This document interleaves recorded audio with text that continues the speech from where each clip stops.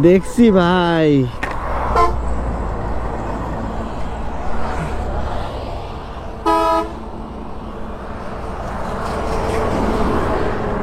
Sheet,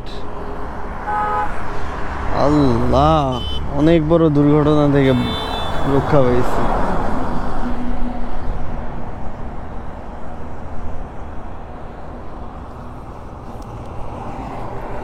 ব্যাগের কিচ্ছু হয় নাই, ছিঁড়ে গেছে একটু একটু, অনেক জোরে পড়ছে, বাট আল্লাহ বাঁচাইছে। এটা আমি কেমনে লাগাইছিলাম ভাই? Shit shit shit shit man, এটা ছিঁড়ে গেছে।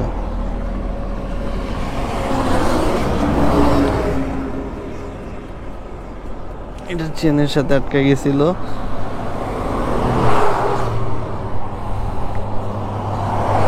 আল্লাহ বাঁচাই দিছে। অনেক বড় দুর্ঘটনা ঘটতে পারতো।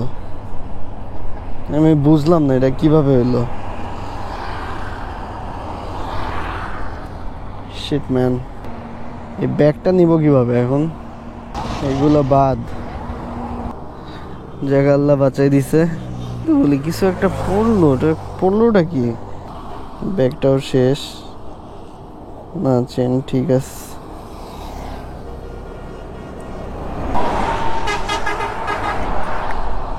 নাও হোয়াট জিসান? কি করা যায়, কি করা যায়, কি করা যায়? দেখেন, এমন একটা বিপদে পড়ছি, এমন সময় ডিভাইডের মধ্যে বসে বসে আল্লাহর কাছে জাস্ট দোয়া করতেছি যে আল্লাহ একটা আমাকে বুদ্ধি বের করে দাও, একটা সলিউশন বের করে দাও। অ্যান্ড আল্লাহ আমাকে একটা বুদ্ধি দিয়ে দিয়েছেন, যদিও অনেক কষ্ট হবে, বাট এখন এটা ছাড়া আর কোনো ওয়ে নাই।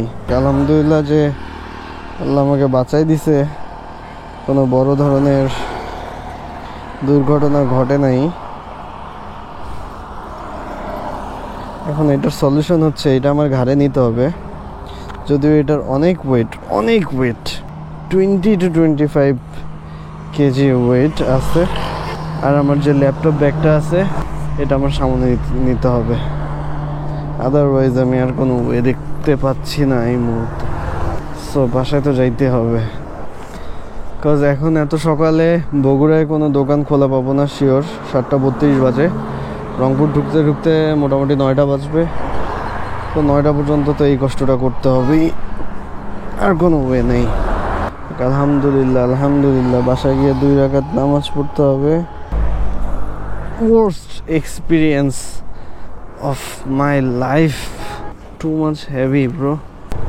কষ্ট হবে, ভালো প্যারা হবে, বাট কিছু করার নেই। এইগুলো হচ্ছে দোয়া দরুদ করে বের হওয়ার ফজিলত ভাই। আমি বারবার প্রমাণ পাই আপনাদেরকেও, এই জন্য আমি সবসময় রিকমেন্ড করি যে লং জার্নি করলে অলওয়েজ দোয়া দরুদ পড়ে তারপরে বের হবেন। দেখেন আল্লাহ আমাকে কীভাবে সেভ করলো। একটা ব্যাগ 2টা রাবার দিয়ে বাঁধা, সেই রাবার 2টা আমার পিছনের হাইড্রোলিক ডিস্কের সাথে পেঁচায় ছিঁড়ে গেছে লিটারালি। ব্যাগ ছিটকায় যে এক সাইডে পড়ছে, বাট আমার আল্লাহর রহমতে কিছুই হয় নাই। আল্লাহর রহমতে আমার বাইক পড়ে নাই। বাইকের পিছনের ডিস্ক লক হয়ে যাইতে পারতো বা অন্য অনেক ধরনের ক্ষতি হইতে পারতো, বাট আল্লাহর রহমতে কিছুই হয় নাই। আল্লাহ আমাকে বাঁচিয়ে দিয়েছেন। সো আলহামদুলিল্লাহ আলহামদুলিল্লাহ।